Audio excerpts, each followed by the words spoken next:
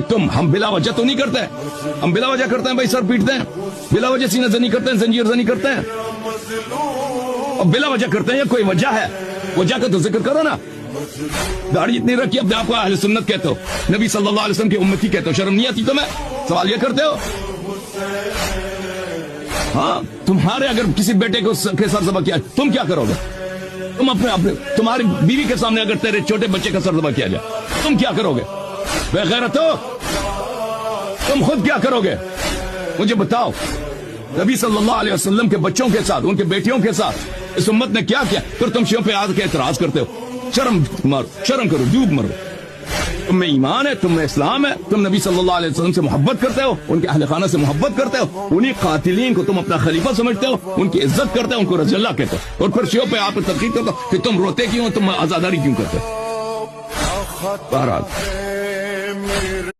میرا آخری سوال ہے، ماتم کے دوران زنجیر کے آگے بلیڈ لگا کر کمر سے خون نکالنا جائز کیسے ہے؟ دیکھیں یہ کوئی کہ اگر کمر سے کوئی خون نکلتا ہے، یہ جو چیز احادیث روایات میں ہے کہ اگر کوئی شخص اہل بیت علیہ السلام کے غم میں بے قراری کا اظہار کرے تو وہ اس کا بڑا سوال ہے.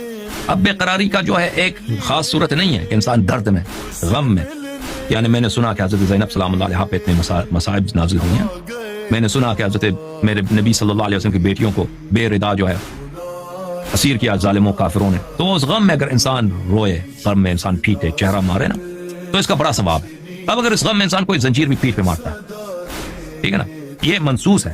منسوس یعنی اس کی حدیث ہے کہ ہماری غم میں تم بے قراری کا اظہار کرو، بے قراری کا اظہار کرو. اب اس کا ایک کوئی خاص صورت ہے نہیں ہے میں بے قراری کا اظہار کرتا ہوں سر پہ مارتا ہوں. ایک عورت اگر اس کی بچی مری ہے یا اس کا بیٹا مرا ہے، اس کا شوہر مرا ہے، دیکھیں آپ وہ پاکستان وغیرہ میں وہ پتہ چلتا ہے اس کو کتنی محبت ہے اپنے شوہر سے.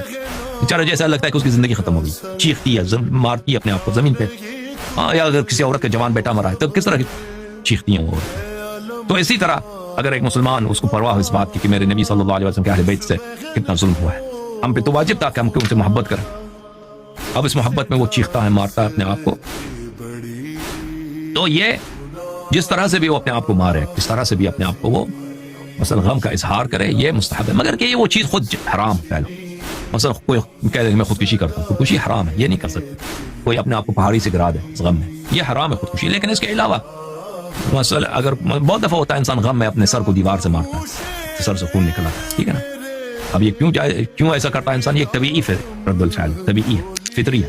میرا غم اتنا زیادہ ہے کہ میرے کلیجے میں اتنا رنجش ہے، اتنا غم ہے کہ میرے لیے رونا گریا کرنا کافی نہیں ہے، میں چیخ مارنا چاہتا ہوں. دیکھتا ہوں کہ چیخ بھی جو ہے میرے لیے کافی نہیں ہے، میں سر پہ مارتا ہوں، یہ بھی کافی.